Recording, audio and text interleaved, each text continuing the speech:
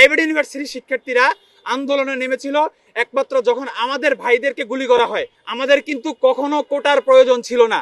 18 জুলাই বসুন্ধরা, কুড়িল, নতুন বাজার, বাড্ডা, রামপুরা, মহাখালী উত্তর এবং অন্যান্য এলাকায় বেসরকারি বিশ্ববিদ্যালয়ের শিক্ষার্থীরা যেভাবে রাজপথে নেমে এসেছে,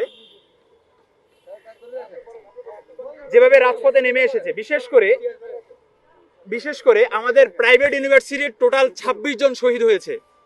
আপনারা সকলে জানেন সাভারে একটা গণহত্যা হয়েছিল, যে 6 জন মানুষকে লাশ পোড়ায় দিছিল।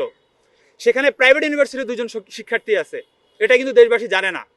এমনকি প্রাইভেট ইউনিভার্সিটির ঢাকার আন্দোলনের ক্ষেত্রে কি অবদান ছিল 18 তারিখ থেকে শুরু করে 5 তারিখ পর্যন্ত, গণ অভ্যুত্থানের দিন পর্যন্ত, সেটা সারা দেশবাসী জানে।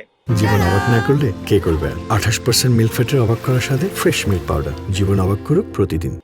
তো আমরা যেটা করতেছি, যে প্রাইভেট ইউনিভার্সিটি আমাদের যারা শহীদ আছে, আমাদেরকে ন্যাশনালি এখন পর্যন্ত বড় ধরনের কোনো প্রোগ্রামের মাধ্যমে রিকগনাইজ করা হয়নি। পুনাবি প্রথমবারের মতো প্রাইভেট ইউনিভার্সিটির শহীদদেরকে নিয়ে প্রোগ্রামের আয়োজন করতেছে। এবং এর পাশাপাশি প্রাইভেট ইউনিভার্সিটি কালচারে আমরা ক্লাব অ্যাওয়ার্ডের মাধ্যমে জুলাইকে কিভাবে জারি রাখতে পারি, এটার জন্য পুনাব প্রত্যেকটা প্রাইভেট ইউনিভার্সিটি ক্লাবের সমন্বয়ে আয়োজন করতেছে ক্লাব এক্সিলেন্সি অ্যাওয়ার্ড। বিগত 1 বছরের তাদের কাজের ভিত্তিতে আমরা তাদেরকে অ্যাওয়ার্ড প্রদান করব। আপনারা সকলেই জানেন, যখন 15 তারিখে ঢাকা ইউনিভার্সিটি হলগুলোকে বন্ধ করে দেওয়া হয়, আমাদের কিন্তু কখনো কোটার প্রয়োজন ছিল না।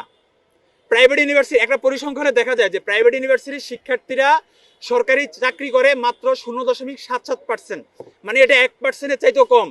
আর পাবলিক ইউনিভার্সিটির শিক্ষার্থীরা সরকারি চাকরিতে জয়েন করে প্রায় 13%। তো সেই জায়গা থেকে আমাদের কোটার বিন্দুমাত্র কোনো প্রয়োজন ছিল না। তো সেই জায়গা থেকে প্রাইভেট ইউনিভার্সিটির শিক্ষার্থীরা আন্দোলনে নেমেছিল একমাত্র যখন আমাদের ভাইদেরকে গুলি করা হয়, আমাদের ভাইদের উপর হামলা করা হয়, তখনই আমরা রাজপথে নেমেছিলাম।